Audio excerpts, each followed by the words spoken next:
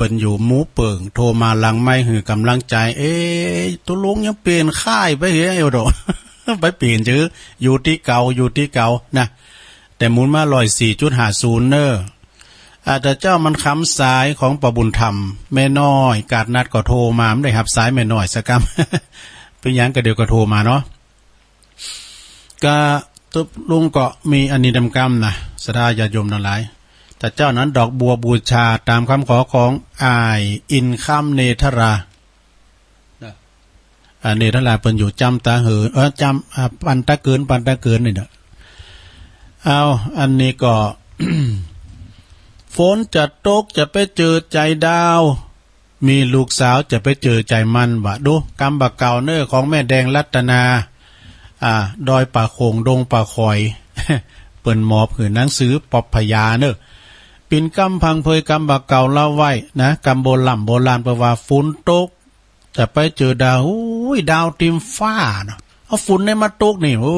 ตกเดึกมาเตียงคืนเอาล่ะลินมาอย่างหาฝุ่นลินมาหาอึงหาเขาเด้อมีลูกสาวน่ะจะไปเจอใจมันเนี่ยมันแบบหู้นะเปิ้นก็แปลว่าถ้าฝนจะตกนะถ้าฝนถ้าจะตกหรือไม่ตกนั้นอย่าไปเชื่อเพราะดาวบนท้องฟ้าเห็นดาวสุกดาวใส เต็มท้องฟ้าหมดเลยนะเพราะว่าไปเจอมันเนี่ยแล้วก็มีลูกสาวก็เช่นเดียวกันนี่ว่าอย่าได้ไว้วางใจลูกสาวจะอยู่ในถ้อยฟังโอวาทไม่อยู่ถ้อยฟังโอวาทเสมอนะบางทีเผลอมาอาจจะหนีด้วยผู้ชายดูเปิดเขียนไว้นะ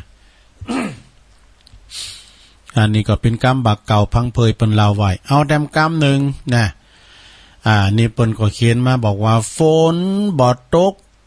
บ่ฮู้ว่าเฮินไผโหนะนี่อย่างที่อาจารย์เปิ้นว่าบ่อยๆฝนบ่ถ้าฝนบ่ตกบ่ฮู้ว่าเพิ่นเฮือนไผโหเนาะนี่นะถ้าว่าฝนบ่ตกบ่ฮู้ว่าเฮินไผโหจะว่าไผจะทำชั่วทำไผจะทำดีทำชั่วก็บ่ฮู้ว่าบ่ฮู้พออยู่ที่เขาเองโดนะเพิ่นก็อธิบายไว้ในหลวงเนี่ยฝนตกก็บ่ฮู้ว่าเฮินไผบ้านจองเฮินไผจะโหหลังคามันจะโหน่ะยำกรเนี่ยซะท่าเฮาอยู่เฮินมุงคาเนาะมุงคาฟ้าฝากมุงคานี่มันจะได้สักประมาณ3ปีแต่หันมาได้ซ้อนอันนี้ซ้อนเฮินนะแต่กันเพิ่นมีสตางค์ก็ท้าออกหมดเลยมุงใหม่นี่น่ะอยู่เฮิรนมุงคาเนี่ยมันยินเนอะมันยินหรือเฮิรนดิน ดินร่อนอย่างนี้น่ะเฮิรนมุงคาเนี่ยมันยินเฮิรนตองกันนี่น่ะเปิ้นแปลงปลำพามเป้งเปิ้นเอาตองก็เอาคามามุงยินเลือดเต้นกันนะซะนะแล้วก็เช่นเดียวกันเนอะเช่นเดียวกันว่าคุณไหนที่จะดีจะชั่วจะเลวจะซ้ำอย่างไรก็ตามเนอะก็เฮาก็บ่ฮู้เพราะว่าเฮาบ่ได้อยู่ใกล้ชิดติดต่อกับเขาน่ะฉะนั้นก่อนที่เฮาจะวามหยังคือเฮาไข้ควรสืบดูให้มันแน่ชัดก่อนนี่อันนี้นะฝนบาดตกบ่ฮู้ว่าเฮินไผโหไผจะดีจะโชก็บ่ฮู้กับพอบ่ฮู้กับเขานะเอาแถมบทนึงเนาะแถมบทนึงอันนี้นี่ตุลุงสมัยก่อนตุลุงขาดเพิ่นว่าบ่อยๆตุลุงขาดนะโอ้ตุลุงขาดก็อยู่กับตุลุงจาดมึนเนอะตุลุงขาดอุทาเศษนี่นะเพราะว่ามันเยอะคุณเฮามันจะเหมือนกันพ้องก็อยู่ปุ้นไปไม้หายพ้องก็อยู่เข้าไม้ไข่หัวอันนี้เป็นกรรมเปิ้นแต่ตุลุงขาดนะคันว่าเฮาจะมีการสวดมนต์เปิ้นได้จักสะเกนี่ปริตวานมิเปิ้นว่านี่มันจริงจังเนี่ยปริตวานมิตังสมิตรวาตุลุงขาดโอ้แต่เปิ้นไปแล้วฝันหันซากเด้อก็ทำบุญให้เปิ้นเหมือนกันน่ะกินหันตันนี่ก็อุทิศบุญกุศลไปหาตุลุงขาดเนี่ยเปิ้นเป็นนักเลงเก่าร่วมก่อนนะเปิ้นมาโบสถ์โอ้กันกังกาเฮาอย่างเดียวอำเภอธรรมวามอย่างนี้บริกังกาเฮาอย่างเดียวละตุลุงขาดนี่นะพี่น้องไปอยู่ตั้งในเมืองมกะทางงานปุ่นน้องสลีกาเนี่ยปุตโตพี่น้องเปิ้นนักปอปีปอคำไม่ปีเขาเนี่ยปอคำไม่ปีเขานี่นะพ้องก็อยู่ ตั้งลุมร้องไห้พองก็อยู่ตั้งบุญไปไม่ไข่โหนี่หมายความว่าจะได้เปิ้นว่าบางพองก็อยู่ข้างลางร้องไห้แต่ก็แต่ยาอยู่บุญไม่ไข่โหเนี่ยทำพองก็อยู่บุญไปไม่ไข่โหปินกำเตือนคุณตีสอบเยาะเย้าเยาะเย้ยเปิ้นผู้ตีพัดผู้ตีพาดพังประมาทพังเพอไปนะเปิ้นพาดพังไปก็เยาะเย้ยเปิ้นเปิ้นทำยังพิษพาดหน่อยก็ไปคอยเยาะเย้ยเปิ้นทางที่ว่าตัวเองเนี่ยก็บ่ฮู้เหมือนกันว่าเมื่อใดว่าวันใดวันหนึ่งตัวอาจจะพาดพังก็เช่นเดียวกันนะตัวจะพาดพังเมื่อใดมฮู้เป็นการเปรียบเทียบเนอะเป็นการเปรียบเปยว่าหันว่าคุณตีอยู่บุญเก่าใหม่ในไข่โหนั้นอาจจะพลัดตกลุ่งมาได้ง่ายๆก็ได้นี่อันนี้ก็จบลงไปเนื้อสถานเนอะของงานแม่แดงนะตอนนี้ไปตุลุงก็เกมวันนี้นะเอาเวลาลึงหลายอยู่เนาะอ้ำหน่อยเนาะอันนี้ก็จะเอาธรรมมาตีดกันเนอที่ว่าชีวิตไม่แน่นอนแต่เจ้าตุลุงเอาคำกลอนมาบอกว่าวันนี้รุ่งพรุ่งนี้ร่วงดวงไม่แน่วันนี้แย่พรุ่งนี้ยังกลับดังได้วันนี้ดังพรุ่งนี้ดับกลับเปลี่ยนไปโปรดจำไว้ทุกชีวิตอนิจจังมันแน่นอนสักอย่างนะเจ้าสายบ่ายเย็นนี่มันแน่นอนสักอย่างเนอสถาญาโยมนะอยู่ที่บุญใดก็ลุ่งที่ลุมใดนะอยู่ที่ลุมใดก็ขึ้นที่สูงใดมันบ่แน่บ่นอนสักอย่างถ้าว่าทำก็เนื้อลงเนื้อฟังไปรับไปเนื้อมึนเก่าและพินธรรมกล่อมขอบคุณทางอาจารย์พระครูอภิวัฒนวิกรมเปิดส่งธรรมมาหือโดยนะปลามปุจจานมินี่ปลามมาลัดนะกำลังปลามมานี่มันบ่ได้นะดูเอาลองว่าเพื่อเนี่ยยันตุนเนเมตังอัลลาทานังกาโลมาโหอันนี้มันเป็นคาถานอนบัดลับนี่ปุลามเอ้ยมันใจแลเนาะแต่เอาใหม่นิปานังเยนากาลังลัมมังเยนากาสายังปันดิโตตังโนมากังอุติสิตุงธรรมามุตตมังปัจจังอาลาทานังกาโลมาปิ้นกูอย่างได้ปุจจานก็ปิ้นปุลามก็ปิ้นพาน้อยก็ปิ้นไขโยมก็ปิ้นเนี่ยโอ้เป็นตุใหญ่ตุน้อยไขโยมเสร็จเอาว่าทำกันเนาะนะโมตัสสะภะคะวะโตอะระหะโตสัมมาสัมพุทธัสสะรูปังจิลลติมัจจานังนามาโคตังนาทิราติติสัทธโวดุลาสะปุริสะตังลายตั้งยิงใจพ่อแม่ตั้งหนุ่มแก่เอาอาตั้งกันนาสัทธาบันเหนือบันไตตั้งใจตั้งใจแต่ใส่มาร่วมทำบุญช่วยเหลือเกื้อกูลมาร่วมบริจาคหอมเป็นเจ้าภาพสวดพระอภิธรรมเพื่อจากอุทิศนำไปหาผู้มรณะตายจากกันทภาคจากกายา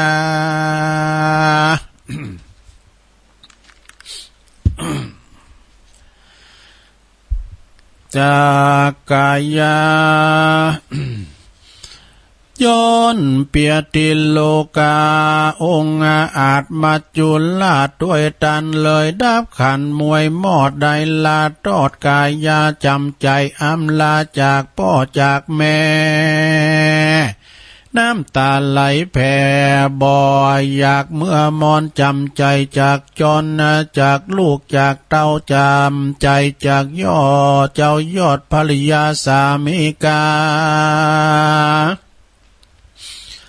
เกยอูเกยจ่าปิยาหากไข่การงานน้อยใหญ่บ่ได้วางลาเกยได้กะทำไล่ไทยนา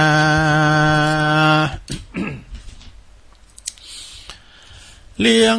ลูกเลี้ยงเต้าทุกวันค่ำเจ้าพอเฝ้าดูแลสุขใจนะแก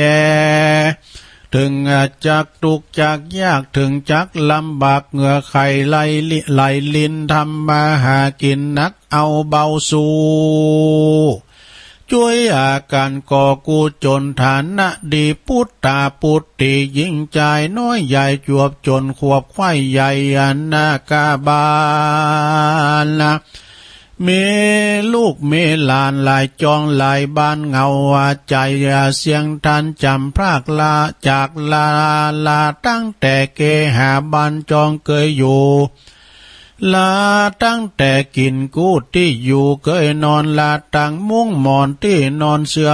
ผ้าเสือลาตั้งนอนเนื้อญาติมิตรสหายวงวาน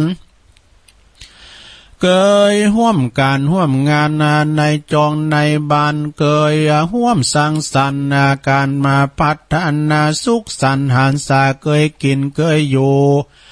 เคยได้อู้ฟู่ราอยู่สนทนาลาต่างวัดว่าเคยกราบเคยไหวเคยนำดอกไม้ทูบใต้บุพาไปไหวไปสาทำบุญบ่ขาดทำบุญตักบาตรกราบองค์พุทธาลาตั้งแต่ไล่นาเงินคำตราแสนสิ่งสมบัติมวยมิ่งเขาของเงินทองน้ำตาลเนื้องนองแสนจะโศกเศร้าตอนนี้ไปลูกเต่าคงบ่ได้หันคงเหลือความหลังแลยังหันรูปภาพตั้งแตนตัวเมื่อจากแตนภาพกายยาหือภรรยาสามีกาพุทธาหล่อเบาวบ่ได้หันยำเมื่อยำเจ้าก็ยังคิดถึงเมใจเมื่อใจล่ำเปิงคิดถึงพ่อก็ได้พอหันแต่รูปภาพหายมนเศร้าทุกเล่าเงามองเมื่อถึงยามกองเดือนจีปีใหม่ลูกหลานน้อยใหญ่กลับไว้วันตาผ่านวันเวลาหลายปีขวบเขารูปภาพนั้นเราก็จืดก็จางสีสันเลือนลางหายไปเตื้อหน่อยจนปางสุดซ้อยอ่างว่างสูญโยวัตตาอาโหศรัทธาพ่อแม่ชีวิตบ่แน่บ่นอนเกิดแก่เจ็บตายปัดภาคสาลายลมหายใจตายจากมีพบมีจากมีพบมีพรากมีจากมีเจอมีฉันมีเติมมีเจอมีจากชีวิตนั้นหากเหมือนดังละครทุกบทบาทตอนกรรมกรทุกบททุกบาททุกตอนกรรมกรแต่งสร้างละครโลกกว้างกรรมหากปาไปบางจากสดใสเวไลผ่องแผ้วดังองค์ตั้นเกี่ยวพระเวสสันดรบางชากาจำจรอาวรร้องไห้ดังนางนาไทยจอมควันมาตีทุกวินาทีบ่มีแน่นอนชีวิตล้วนแต่เป็นอนิจจังเอาอันอย่างมากังมัดไว้ก็บ่ได้แม้แต่เห็นผาเล็กจืนฟืนนาไตก็ยังหูหักบางก้นอาการพระอาทิตย์พระจันทร์ก็ยังแห้งเหี่ยวบ้านใหญ่ยังหูย่อนหอยลับลาชีวิตคนเราเนี่นาบ่อนแน่หลอกนาบางครั้งเวลาโศกาตุกไมตุกหิตุกหาเงินคำบาทใดชันใดก็มีพร่ำพร้อมทุกไล่วงสาเอาอาพี่น้องทุกบ่อได้นุ่งได้ย่องขัวดีทุกใจแต่เราทุกนั้นทุกเขาบ่มีทุกหนักเต็มที่โศกีเศร้าซอยความทุกข์ทั้งหลายก็มีมากมายบ่น้อยเพียง กองม่อนดอยโลกนิตลาบใดบ่ถึงนิพพานต้านเจียตึงนิบ่พ้นสักลายวัฏสงสารวัฏวนนี้วนเวียนตายเวียนเกิดเวียนเกิดเวียนตายสุขทุกข์เนินนายประจำโลกกว้างมีแต่ชื่อเสียงความดีเจ้าอันจักเหลือคงวังข้างวายมันกินมันตันทำดีเอาไว้ชื่อเสียงอยู่ได้ทนนานจักคงเหลือไว้เช่นปุตตาการความดีความงามอันนี้ก็บ่เสียงแข่งเสียงที่แข่งเสียงตีเล็กก็ยังเป็นขี้เมียงกินบอกเหลือข้างวายมนุษย์เฮาคนเฮาแถมซ้ำยิ่งหายมุนมันผู้เน่าอันมุนอันนุ่มเลียวทำดีไว้เตอเจ้าแพสีเขียวจื้อเสียงอย่างเดียวจักคงข้างใดจักเป็นอาคีปาทีปไฟไตสองตางขึ้นจันฟ้านั้นแลนนาเตสานาปาลิโยสาเนในที่สุดแห่งปาธรรมเตสานาก็โดยเตจาบุญกุศลใหญ่กว้าง ที่ต่างเจ้าภาพพร้อมโดยวงวานญาติมิตรได้มาร่วมกันทำบุญตั้งใจอุทิศเหมือนการจูปูจูคนขอเฮือเตจะพลากุศลอันนี้ที่ต้านตั้งหลายทุกคนได้เกิดร่วมสร้างก็ขอจุงเป็นไปปรากฏเป็นสัพพวาลำกว้างล่องลอยลมบนฟากฟ้านำส่วนบุญอันนี้ไปไว้อย่าจะปรากฏต่อหน้าชับพลานไปถึงเมื่อเจ้าก็ขอเป็นข้าวจังหันกันไปถึงเมื่อวันก็ขอให้เป็นแผ่นเสื้อแผ่นผ้ากันว่าไปถึงเมื่อลุนปุ่นละก็ขอให้เป็นข้าวยาน้ำติบให้บุญกุศลโดนเนลามิตรเป็นข่าวสารปันอันบรรยายญาติพี่น้องของเฮาที่ล่วงลับดับขันไปได้กินได้บริโภคผลเสียจากที่ยากพรากเสียจากที่พานนั่นจุงจักมีด้วยประการดังกล่าวมานี้แหละนาเนติตังขียาสังวันนาวิเศษจาห้องเหตุทำชีวิตบ่แน่นอนก็บางโกมโสมเรสเด็จแล้วเท่านี้ก่อนแลสาธุสาธุสาธุก็ทำกล่อมไม่ใช่หลงฟังไปเนี่ยเป็นทำกล่อมทางยอยเนาะโจไปสถาก็ทำก็เป็นถ้ำใหม่นะแล้วก็เอามาเทศครั้งที่สองแล้วอาจารย์พระครูอภิวัฒนวิกรมเปิดเอามอเผิดตัวลุงแล้วก็หลวงพ่อบุญปันตัวเนาะหลายทันของหลวงตามูลย้ำได้เอามาเทศเนี่ยตะเมิมได้อะเนาะของหลวงตามูลวัดหนองเจริญนะถ้าจะฟังอยู่เนาะ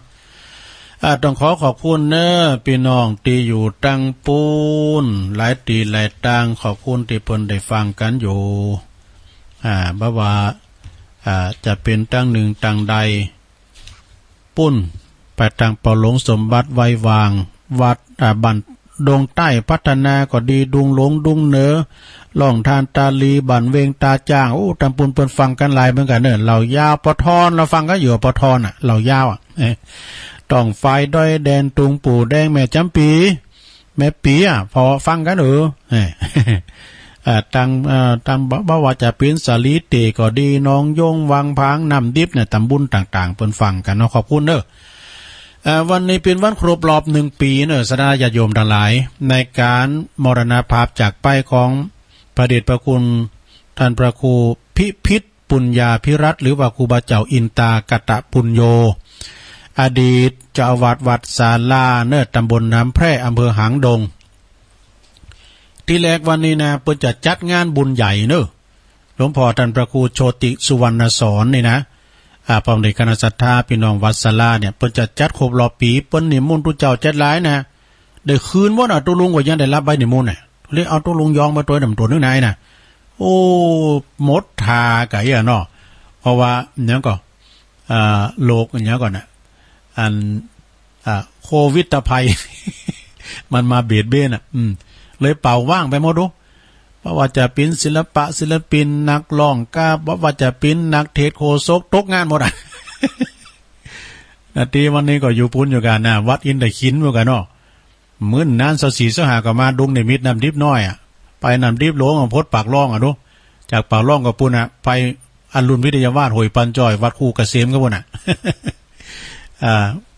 จากหันมาก็มาวัดประตาดอยหล่อจากนั้นเราก็พดไปว่าร่องเคอกวาวนะบั่นไม่ยินก็เนาะปุ่งหู้ในสุดท้ายเมื่อกี้ได้เดินสายนะโอ้หุ่นตกหมด มันก่อนเน็ตเหมือนกันนะเฮาอยู่อีกก็ดีเหมือนในสถานเนี่ยมันได้ไปไหนก็มันสิ่งสตังค์นะแล้วเฮาก็ไม่ได้นะ มันเจ้ากันไปเลยเมี่ยงคุณน่ะเหรอโตอีป้อนี่นะก็เขาเขคือเอาอันผ้าหน้ากากมาตูดปากตูดเนาะอีป้อเลยยั้งมูลีแบบโอ้ได้ดีทั้งยังเนาะเบอร์เดนี่ป้อจะยังเล่าโอ้ยังได้ดี ยังเราก็ดีเนอะฉะนั้นวันนี้ก็เลยยกเลิกกันหมดนานแล้วก็ตั้งท่านพระครูโชติสุวรรณสอนกับคณะศรัทธาตุปีตุน้องเขา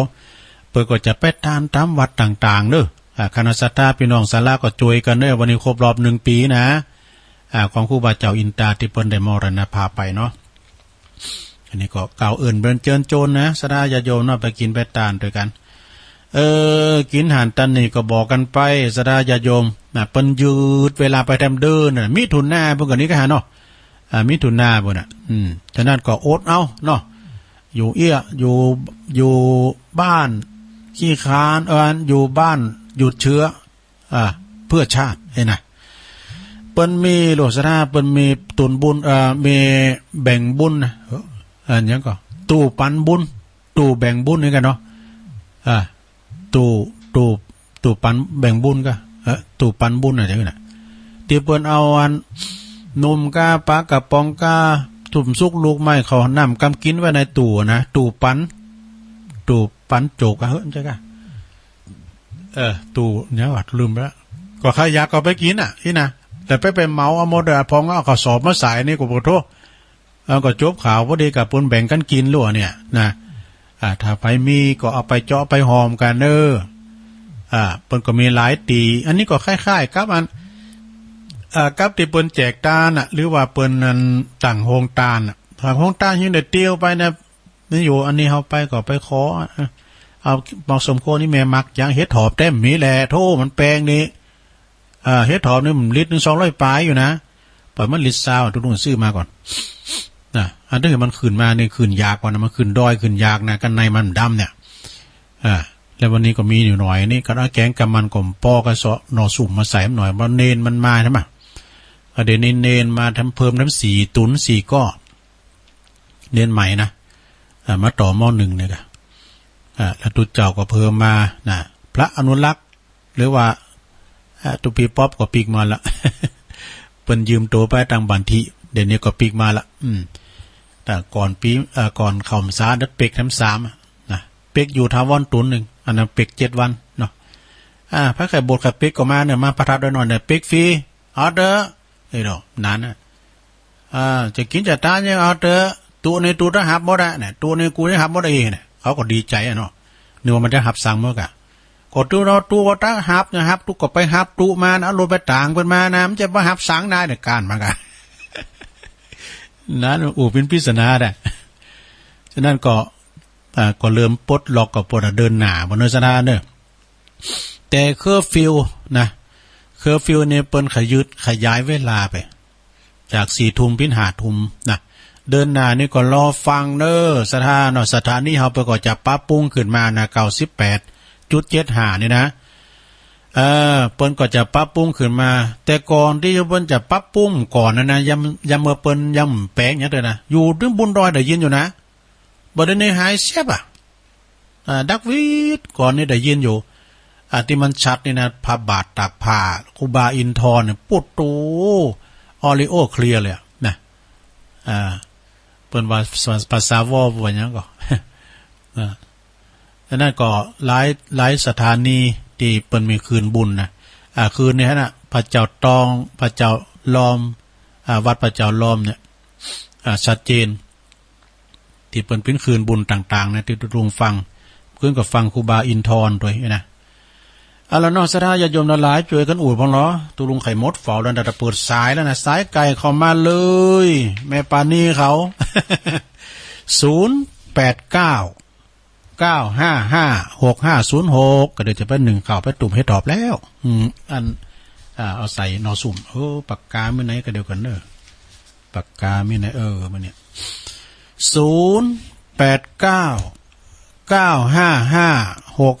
0899556506มีก่อสถามีก่อเข้ามาเลยมีก่อเจริญปอนเจ้าไว้ซาเจ้าเบอร์ใหม่ไม่น้อยกะโทรทำพวานวิทยุมันบ่ดังเนาะมันมาดังเอาที่สุดโลงที่เนี่ยเป็นว่ามันดักวิทยุดักบ่ดักแต่มันก้อยตึง104ตึง91นะเจ้ามันดังก้อยมันดังก้อยมันดังเอาตอนที่คุณโลมนี่ยายได้ยายว่าเรียกกังกาสิอยู่นี่เปิ้นเล็งมากะแต่ที่นี่ฟังได้นะมันเฮาต้องฟังทางแอปของแอปเจ้าอันนี้ก็มาคิดก้อนกล่อมเนาะเจ้าเป็นโลกธรรมมีดำมีขาวมีสันมียาวมีดังมีดับอยู่สถานีใดยินดีตอนหับขอมันหับใดเนินนายติดตามไปตึกผู้ฟังตั้งหลายจึงยิงจึงใจวัดละเนอเจ้าโดยอนุรักษ์พ่อแม่แก่เฒ่าไปละเนอเจ้ากำยองเฮานั่นบอกเป็น2อนุรักษ์กำยองเอาไว้เนอเจ้าเอาไว้เนอเจ้ากำยองวันละกำเนอเจ้าวันนี้กำว่าบอกพินยังงอเนอเจ้าภาษาไทยแปลว่าไม่เป็นไรเจ้าตุแม่น้อยก็เป็นนักขุนขวาเหมือนกันเด้อนักขุนขวากำยองนะเจ้าเจริญปอนแม่อยู่ไหนแม่จารูนแม่จันลูนปกปิงเมืองโตยินดีต้อนรับเด้อ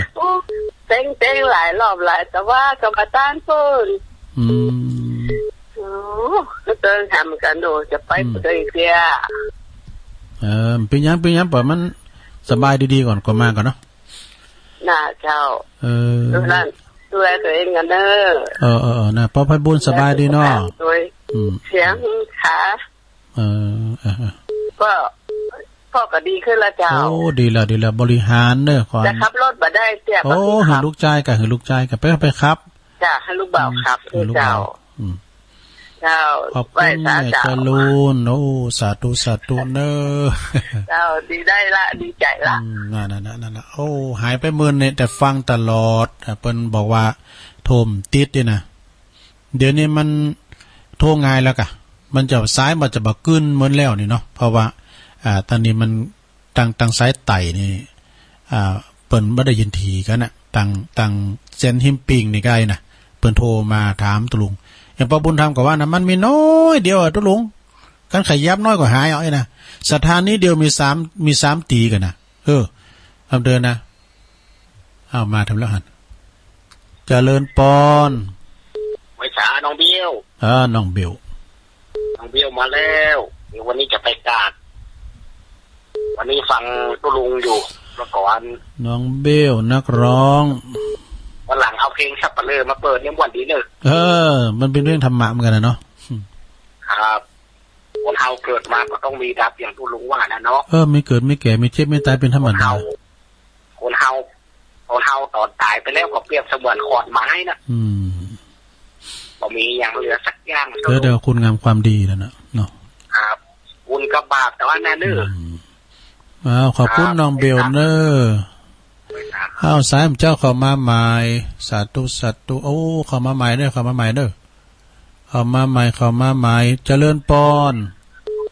ไหว้สาเจ้าเด็กหญิงอ้วนมาแล้วลงโอนฟังเจ้าแล้วบ่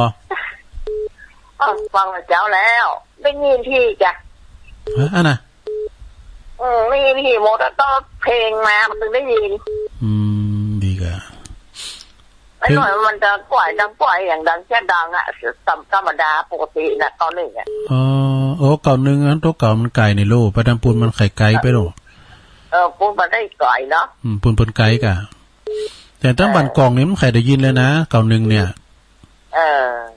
ตั้งบันกองเนี่ยตั้งซบท่านี่นะเปิดก็ฟังฉันตะกลางคืนกับฟังบันเป็นเรดิโอขอบคุณหลวงโอนนะหลวงโอนเจ้าไว้เจ้าโอ้หลวงโอนนี่เป็นอันผู้ฟังอาวุโสนะหลวงโอนสุมาหลวงโอนทันแต่ก็เป็นหลวงโอนเป็นตัวเคี้ยวเด็กหญิงอ้วนเนี่ยนะสุมาด้วยเจริญปอน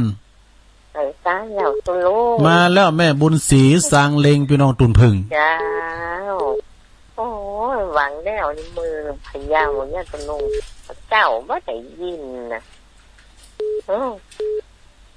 ว่าอยู่ปุนไม่ใส่ได้ยินนะอยู่ที่นั้นดอยอินทนนท์น่ะไปพะเยาไปพะเยาอ่ะถนนนี่จับแล้วก็ลูกไป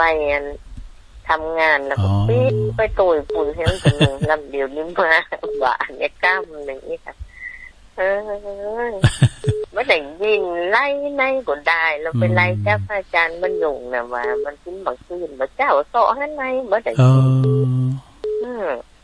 ถ้าเติมมันก่อนมันไกลเนาะแม่เนาะพอไล่ไอ้จับเรื่องเก่าสิลังได้ตัวหนึ่งเต้สาวน้ำผูกแป้งผูกโดนไฟ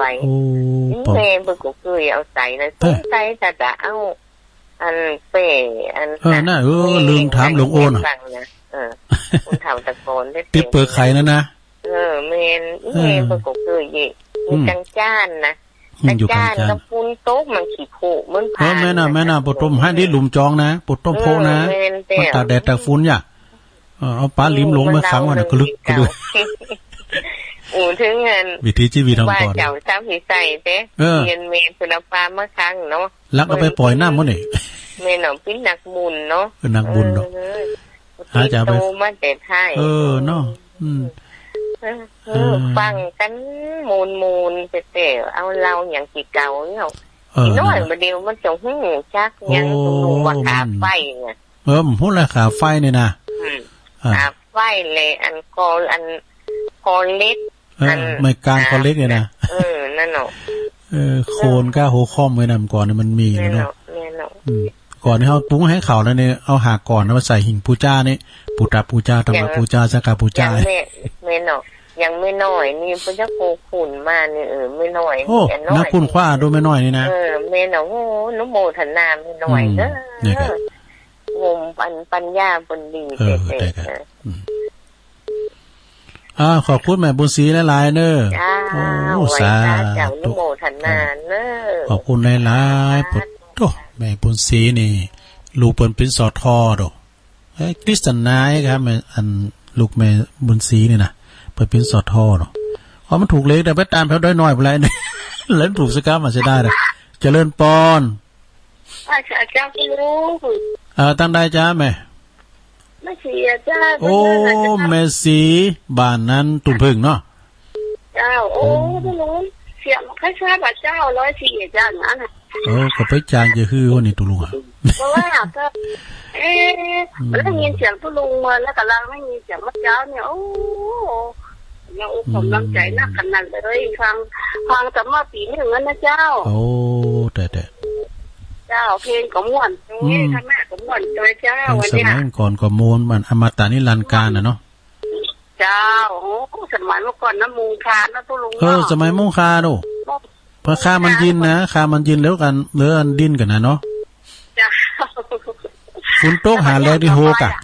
กันหาที่2เนี่ยมันคาไกลแล้วมันโหละเจ้าโอ้ม่วนนี่เนาะนั่นกัน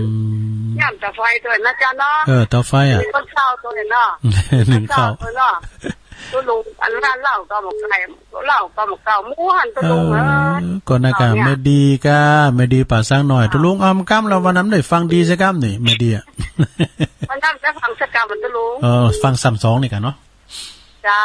แล้วฟังก็จะฟังตั้งแต่วันเจ้าขอบคุณแม่สีหลายๆเด้อเจ้าอาจารย์จักรลุงแม่สีตุ่นผึ่งสลับปีนะเพิ่นฟังตลอดนะเจริญปอนเจ้าอาจารย์เจ้าจะรู้พี่น้องเมืองฟางมาแล้วแม่ปราณีมณีจรจื้ออย่างนักร้องได้ แม่ปราณีมันได้ฟังประจำอ่ะฮะเรามานุนเนี่ยมันได้ฟังประจำอ่ะนานพี่หยังพี่หยังแหละโตเพื่อจะนุ่งตื่นไม่ยินจะรู้ว่าอันเนี่ยไม่น้อยกัดก็ไม่น่ะไม่น้อยกัดนัดมันน้อยกัดนัดนดนุ่งได้ยินเฮ้ยแหละลุงก็ฟังหลวงพ่อจนจบอ่ะเท่าเปิ่นสวดมนต์เจริญพระพุทธมนต์เปิ่นสาธยายมนต์ต่างๆเปิ่นอู่เนี่ยกับพินตาที่ฟังโมและน้อยนั้นเปิ่นไปคบกับคุณรวยนี่เปิ่นจะไปตัวก็มึงเปิ่นไปตัวว่ะเปิ่นจะไปกินข้าวก็มึงเปิ่นไปตัวเป็นนางพอเปิ่นฮะเขาได้นางพอด้วยว่ะแล้วมีคุณใจบุญเลงใช่ป่ะโอ้อินดูแต่ก่อนนะลุงเขาเนี่ยเพื่อนน้อยนะไปกับปีกับน้องเนี่ยบ่ดูซื้อไอติมมาอันน่ะเป็นกระจูบอ่ะเอี่ยมาตุกเรื่องก่อนนะคือถ่ายสภาพนี่ในดูนะโอ้อินดูกาโตคุณเฮานี่มันจะเตากันโดสถานน่ะเจ้าอาจารย์นะเจ้าขอบคุณแม่ปานนี้นักๆเด้อสาธุแต่ว่าพอเล่งนรงค์ก็โทรมาดูพอเล่งนรงค์กิตติวงศ์น่ะอ้าวดังหลังกัดเมษาว่าฮือของเจริญปอนวันเจ้านี่ตั้งได้ไหมตั้งได้ตกเพียนโอ้แม่บุญปันด้วยเนี่ยแม่บุญปันเจ้าฟังเลยโอ้เด็กอะฝนตกแม่บุญปันเนาะมาตกเจ้าบุญนี่หูไหนเนอะตกมากับน่ากับมันปิ้นที่กับห่อน่ะเด้ตุลุงก็นอนจูนายก้างอยู่เนี่ยกับเก้าก้างเนี่ยกะอยู่นอนที่ในสถานีเนี่ยตื่นน้ำมันตีหนึ่งอ่ะมันร้อนมันอ้วมเนี่ยนะกะที่นี่ก็ห้องกระจกก็ห้องเนี่ยบนเปิดพัดลมในคืนห้องอ่ะแต่เปิดแอร์ก่อนกลัวมันเสียงไฟหนักเนาะอ้าวขอบคุณแม่บุญปันศพเตี้ยหนักๆเด้อสาธุตั้งผี6ตูบนอมาพองรอปอดุลเขาเนี่ยปอซุ้มคิดเขาว่าแม่สายพินเขาเนาะแม่จำปีโทรมาล่ะเจริญปอนฮะฮัลโหลน่ากับโปรโตบดังก่อยไฟเสาหินน่ะหอยโมงแม่อัมพรฝากเหมือนจะแม่แม่อัมพรเจ้าบอกมาโทรมึงฟังมาโทรยักเลยมันต้องใจความเปลี่ยนโทรไปถึงเป็นยังเด็กอะไม่อัมพรหอยโมงตื่นมาตีสองโอ้ตื่นเจ้ากะ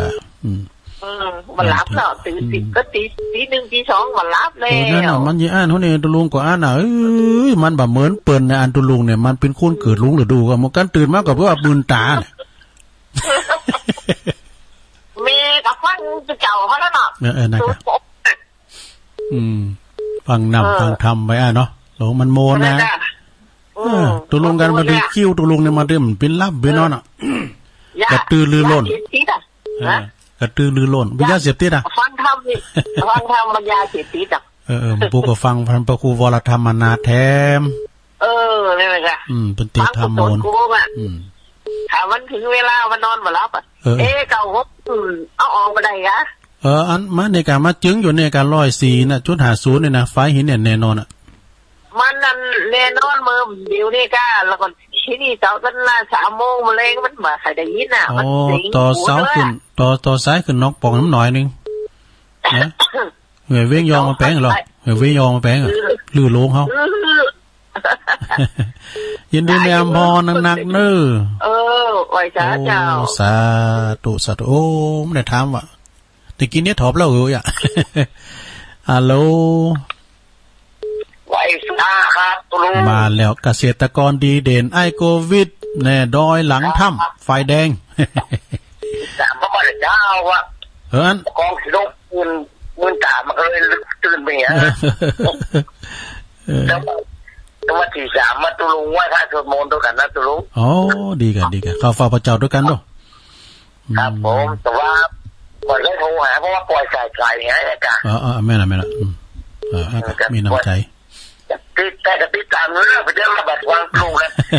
วางต้นไก่ก็เลยบาดโทรไปยุ่งวันไหนรถตะวันนั่นแหละเป็นยังไงอันมันก็ซูนกันไม่พอกันอ่ะแต่วันนี้นึงมาแน่นอนอ่ะเนาะครับคือว่าถ้าสายใกล้นี่มันถึงตู้แน่นอนแต่ได้ถึงหน่อยเดี๋ยวนี้ไอ้โควิดฟังคืนไหนเนี่ยวันนี้ฟังก็11ครับก็11ตัวเดียวก่อนนึงเนาะเป็นปรับปรุงอยู่เนาะครับเพราะว่าแต่คือเราฟังดูมันต้องปิดอ่ะไม่มีแล้วถ้าต้องรู้ว่าไปจับปรับปรุงเลยนะแม่น่ะแต่นั่นก็เดินหน้าเลยต้นเดือนแรกนี่คือว่าแน่นอนแล้วครับกันนะแม่นครับขอบคุณไอ้โควิดเนาะโอ้ผมไว้จ้ะครับเจริญปอนไอ้โควิดอันนี้เปิ้นอยู่ด้อยหลังถามแฟนคลับประจำกูรายการเปิ้นฟังกูตุ้นโกงเจริญปอนนมัสการเจ้าโยมอยู่ต้องได้แม่หยังแม่ละวันเจ้าโอ้แม่ครูมาแล้วแม่ครูลาวันเมืองจีหลงเจ้าดีกะฟังตุลุงฟังเจ้าแล้วเนาะตามประกอบตี3ไปตี4มันไหลหากับข้าวเด็กฟังมันจะทำอกคำใจแต่พอครูทวีก็ฟังนั่นน่ะเฮาเตรียมใจที่เฮาทั้งพระครูบาอาจารย์ทั้งหลายน่ะโอ้แม่ครูฮู้จักหมดอะไรอ่ะแต่โอ้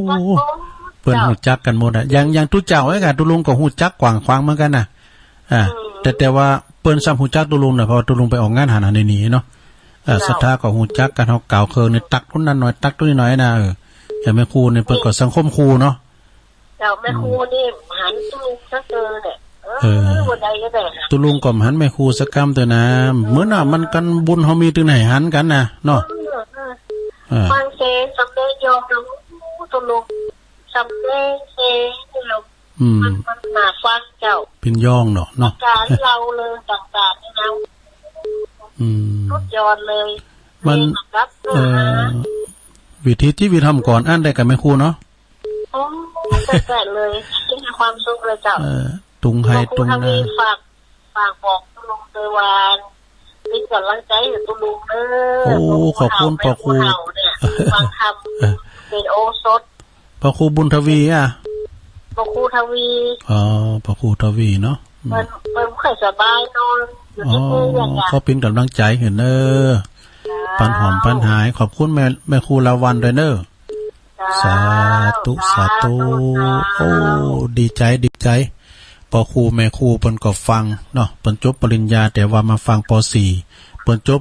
อันรามคำแหงตุลุงจบรามคำหวยเจริญปอนพระเจ้าตุลุงอ้าวแม่เพนว่าไปเลยพระเจ้าแสงไฟสว่างตาแสงธรรมะสว่างใจสว่างตาได้แสงไฟสว่างใจได้แสงธรรมเจ้าฟังชัดนี้ที่พระเจ้าตุลุงโอ้ขอบคุณแม่เพนเจ้าวัดเจ้าโอ้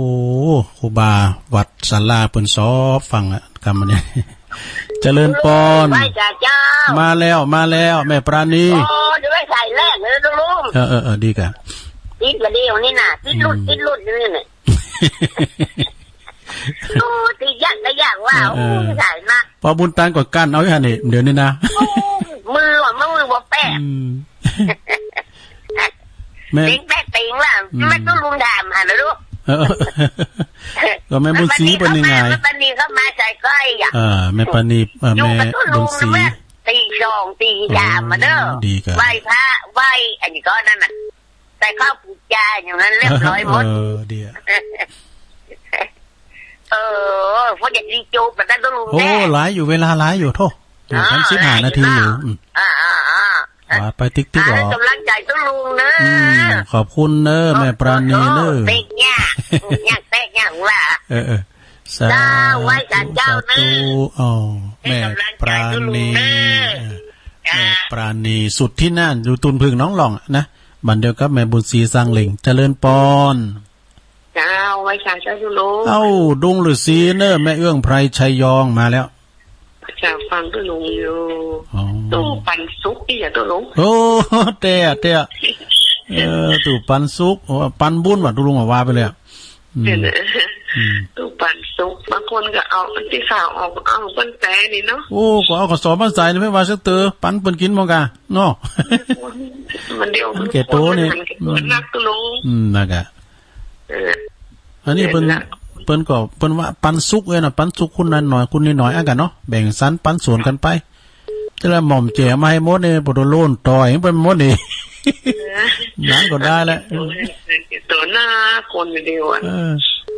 เหลืออันที่ของที่ผู้สูงอายุเนี่ยเนาะยังโกงเพิ่นเนี่ยแต่อันน่ะโหดูข้าวละปุ่นน่ะออกคือล้อตุลุงได้ยินกันเพิ่นอยู่ฮึก่อเพิ่นเอาของมาแจกอันผู้สูงอายุอ่ะที่เพิ่นโกงกันนั่นน่ะข้าวดังขนาดเลยตุลุงก็ไม่ได้ฟังหาหรอโกงเอาเงินน่ะแล้วก็เอาของมาแล้วคือผู้สูงอายุน้อยเดียวอ่ะผสมกับแก่ที่อันเอามาคือแก้แปลงแต่ของไม่น้อยอ่ะมันออกตามเนี่ยมันดังขนาดเลยละปูน่ะฟังสถานีไหนเนี่ยแม่เอิงไพเนี่ยเก่านึงอ่ะมันเก้าหนึ่งจ้ะฮะเก่านึงอ่ะก็สัตว์จริงเลยเนาะดังอยู่เจ้าเนี่ยก็61ได้ยินแล้วแต่ตุลุงเก่า6เนี่ยก็คือว่าเปิ้นปรับปรุงเนาะเปิ้นปรับแผนปรับผังใหม่นะเฮาก็ฟังได้นี่ก็ฟังได้ยินไหนก็ฟังหั่นน่ะเนาะเนี่ยนานฟังอันเมื่อนั้นที่ฟังอันตุลุงว่าจะออกเมื่อ3 โมงเปิดก็ไม่ได้ยินอ่ะยังได้ยินนี่เนาะแล้วก่อน98อย่างว่า98เปิ้นแต่ปรับปรุงอยู่ก็หาอาจารย์เปิดปรับปรุงอยู่เอาสั่งมาแปลงต่อเสาขึ้นหน่อยตอนเช้านี่ได้ยินอยู่ตอน3 โมงเนี่ยไม่ได้ยินเลยมันดังมาสัก5 กิโลนี่แหละมันไปมันไกลมันใกล้อยู่เนาะมันไกลอยู่เปิ้นแต่ปรับปรุงอยู่เนาะขอบคุณเนอะเฮ็ดถอกก่อนวันนี้ก็เดี๋ยวไปตุ่มแล้วกันเดี๋ยวตุ่มแล้วมันที่ลามแปลงได้เขามาหือนะเนี่ยพอตุลุงจะซื้อประมาณดิซาวตุลุงน่ะซื้อเดี๋ยวนี้200 ปลายอยู่ไว้เจ้าสาธุแต่พองลินพองบ่ดื้อซาเฮาเด้อถึงวายไปเลยอ่ะแต่มันจะเราควันไว้นะเจริญปอนตี 3 ตี 4เปิดสถานีฟังตุลุงยอนี่ไอ้ลือหลวงฮะเสียงทองโอ้ตุปีแฟนนั้นรายการตุปีเนี่ยเสียไปคุณผมไม่ดูบ่เนาะโอ้แสดงความเสียใจด้วยเนี่ยไผเนี่ยแม่หลาเพิ่นโอ้กับไปมึงกันโทรหาเปิ้นห้องแม่หลาว่าจังโทรนี่โอ้เอ็นดูเปิ้นแต่ผมก็ยีการเอาปลูกผักปลูกใหม่ขายผู้ชายกันยุดไก่ตัวเนี่ยแน่มื้อปันเปิ้นยาวอ่ะโอ้น่ะแต่เป็นคนว่านี่ผมดูว่าผมบอกว่านี่แหละเห็นดูคนเฒ่าแต่ๆอ่ะอ๋อจัดจิตวิญญาณเปิ้นไปสู่สุคติโลกสวรรค์เนาะ70 ปลายเหรออ๋อเตียธรรมเจ้าก็ขอยกยอดไปให้เปิ้นด้วยเด้อสัพพะทานังธรรมะทานังชินติเนาะนั่นเนาะผมมันตื่นเจ้าเสียฟังเพลงจูปีเปิดจนจะว่าห้องใดได้โอ้ยอีนี่อยู่อีหยาวจะไหลอยู่อย่างนี้นะน่ะเพลงนั้นตัวนี้มันถูกใจก็ว่าแม่ทองใบนะว่ะแม่ทองใบเพิ่นอยู่ตั้งบ่ตั้งบุกเป็ดพุ่นน่ะเพลงม่วนดีเนาะตำนานน่ะฮะตำนานวัดประทับน้อยนั่นแต่อยู่แล้วตัวปีแล้วโอ้ขอบคุณเด้อพี่ไอ้ใต้มาเลยครับเนาะสาธุไอ้ลือโลงเฮาเด้อเนี่ยพี่ไอ้ใต้โหโปโตเปิ้นเป็นคือเดียวกับตึ้งลุงใจน่ะลุงใจเป็นศิลปินเหมือนกันน่ะลุงใจลำไยเสสารเนาะเจริญปอนไว้สาธุมาแล้วเต็งเอาจนได้ได้บัดเดียวเน้ออาตมาป้าบุญตันมาแล้วฟังแต่เจ้าแล้วเด้อมาเล่าขวัญพาดพิงไปหน่อยป้าบุญตันกดเต็งอยู่หั่นน่ะนี่เนาะเต็งบ่เจ้าไปเนี่ยเปิดไปอ่ะนะนั่งลงกับที่นอนน่ะเด้นะเป็นรับเป็นนอนได้เป็นรับเป็นนอนน่ะเป็นงานเปิ้นก็ใจจดใจจ่อฟังกันมันม่วนเหรอน่ะฟังกันน่ะโอ้ก็มันดักมันเงียบไปกระทูไม่มีอะไรแล้วที่จะดีมากไปกว่านี้ท่านเท่าเราเอาเปิดจากได้ฟังแก่งอมแก่เงากันมันก็ไม่เป็นวันหรอกพวกกับไปเจ้าไปหันไปนี่อย่างเนาะอ่ะกะ โอ้ มันก็ไม่มีอะไรแล้วก็มันมีข่าวสารงานบุญตุลุงปากกานั่นก็ซ้ำโมนกับวัดนั้นก็มีงานวัดนี้ก็มีงานนี่นะเงียบจะมันอดเอาเนอะอดเอาแฮปปี้ใช่ไหมพ่อมันอันนี้ปีนี้เขาอย่างเขาพักเบรกอ่ะกะเจ้าตุลุงพักเบรกก็ปืดเพลงพักเบรกแล้วก็ต่อไปใช่ไหมวันกันม่วนดีกับไวสาท่านเนอขอบคุณเนอสาธุสาธุอันนี้เป็นปอบุญตันเนอปอบุญตันนี่ก็เป็นแฟนคลับประจำตุลุงอ่ะส่งกระแสเสียงไปตังปอสวัสดิ์นั่นหลาตัวเนอปอดำนี่ก็เป็นญาติผู้ใหญ่ตุลุงเนอนำดิบลงหน้าวัดนำดิบลงปอสวัสดิ์นั่นหลาเจริญปอนครับนมัสการพระครูโอ้ไวสาหลวงพี่มานิดมาแล้วตู้พี่คือจะแห่ปัญนาต้นมีตู้แบ่งปันสุขตุลุงก็มีตู้มีธรรมะแบ่งปันสุขกับเด็กเด็กถ้าคนใดคิดโลกเอาวันตู้ปันสุขที่เป็นที่ของนะมาคิดโลกเอาธรรมะที่ตุลุงเอาไปเนอะอันนี้แบบเป็นบาปเป็นกรรมนะโลกในธรรมะคือได้ฟังได้ได้พูดได้หู้เนาะถ้าคนเท่านี้ถ้าเกิดความโลภนะอาจารย์เอาทองคำมากองมาโดยอินทนนท์ขอยังปอดูเนอร์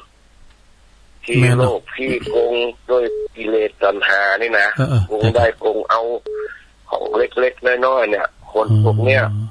พอนรกเปิดประตูไว้ทาแล้วนะครับถ้าคนที่ขี้โลภของที่ว่าบอกรู้สึกว่าของจะพอบอกว่าคนอื่นไม่ได้กินอันนี้ความโลภในการบริโภคแต่หลังๆมันก็ไม่ค่อยมีแล้วเราตัวหลังๆมันไม่ค่อยมีแล้วเนาะแล้วหลังๆผมก็มีแรกก็ทึ่งกันยังผมว่าแต่เราอย่างที่มันปะของบริกีนั่นนะที่มันตายซากเลยนะประมาณนั้นเนาะเขาอยู่หัวนั่นปีนะแต่ตอนนี้ผู้ซื้อก็จะสงบแล้วขอเนาะขอส่วนบุญทั้งหลายเนี่ยถ้าเขามีเจตนาจะเป็นธรรมก็ดีจะเป็นธรรมะก็ดีจะเป็นสิ่งของก็ดีคือการกันได้ธรรมะก็ไม่นอนลุงเนาะการได้สิ่งของก็มีอันนี้เขาเจอกันให้มันพ้นวิกฤตโควิดแต่เนี่ยทุกคนเดือดร้อนแบ่งปันกันไปนอนจานเนาะฟังตู้ลุงยองแล้วเพศเสียงท้องกับปันกันม่วน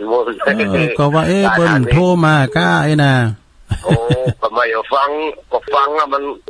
สายมันเข้าไปปุ๊บเลยเขาเป็นสายเมืองฟ้ากับไม้แม่ปันนี่คนเดียวอ่ะสายเมืองฟ้าเป็นปุ๊บไม่น้อยว่ามาเป็นปุ๊บเนี่ยก็คือเป็นพวงเนี่ยแต่กะเป็นพวงเป็นพวงมาแล้วก็เนี่ยสาระก็ช่วยกันมาเป็นปุ๊บเป็นพวงเนอะกำลังใจทุกตัวซึ่ง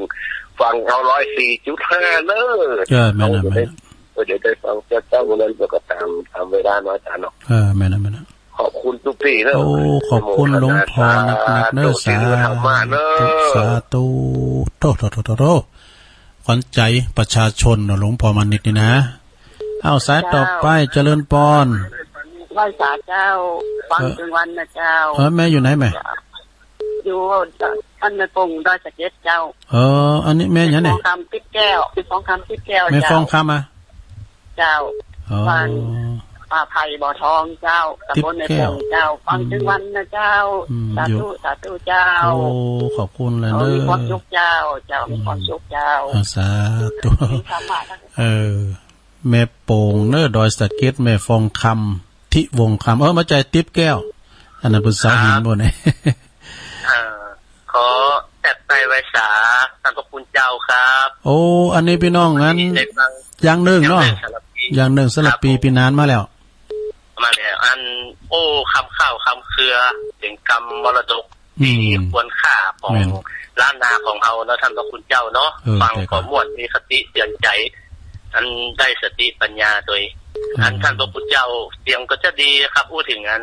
ฐานีนะครับแม่เจ้ามันเสียงมันปล่อยมันมีความรบกวนอย่างนะครับได้ฟังชัดเจนดีครับแม่นะกำยองผมก็อูได้เนี่ยอูพร้อมกันอย่างว่าเนี่ยท่านอนาลัยเปิดบอกว่าเอาลองมากินน้ำหัวร้อนเนี่ยมันคุณถามน้ำว้ามจางว่ะกินน้ำกินน้ำคนจริงมันน่าจะอ่านเป็นน้ำนะเพราะว่านอนโนน้ำใจน้ำเนาะถ้าน้ำเนี่ยมันต้องนอนโนสะอาโมมานะครับเพราะเมย์ผมเป็นคุณยองหรอเขาอยู่บัดจีนเนี่ยก็อูไดเพราะก่อนไปอยู่มื่นน่ะแกแล้วก็อูไดแต่ว่า ผมนี่เป็นคนลาวเชียงใหม่ฟังใดอูใดเหมือนกันหน่อยๆ เนาะ เนาะ ก็อูเล่าเขานี่กลายเป็นขมุไป ได้หลายภาษาก็ดีตั้งเจ้ามันได้ฮู้ได้เข้าหมู่ประชุมได้เนาะทำได้กี่นี่มันเป็นทำอย่างอันนี้จังบ่มันบ่เตงมันเตงครับพี่นั้นนะคะเพราะว่าชีวิตไม่แน่นอนชีวิตบ่แน่นอนชีวิตมันแน่นอนเนาะชีวิตสังขารบ่นานก็โม้ยสิ้นสักโดยความมันนิจังนามเลยโคตรเจื้อแห่งมวลมนุษย์สังสถิตอยู่ยังโลกาแหล่งล่าบ่สิ้นบ่สูญบุญคุณจืนหน้าทุกที่ว่าวันหมาดมือขอแต่ไตไว้สาตั้งเจ้าขอบคุณนะพี่นันอย่างหนึ่งสลับพีสาตุสัตโตโท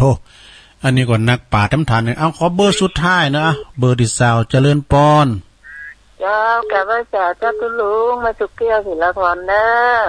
ทางจะมาตี3แล้วมาเจ้าลูกหลานโคห้องเจ้าสีเตี้ยสีวิลาพรสีเจริญสีปทุมเพิ่นฟังตุลุงผู้โคนะเจ้าดีกันเพิ่นฟังกันหลายแล้วเพิ่นมาโทรไปแล้วเจ้าตุลุงแต่ก็เจ้าขอบคุณมาสุกเกี่ยวนักเด้อสาธุสาธุเป็นดีเสียดายฟังไปก็โมนไปติ๊กแต่เอาไว้เป็นสุกหน้าก็มาปะกันแถมเนาะกาดนัด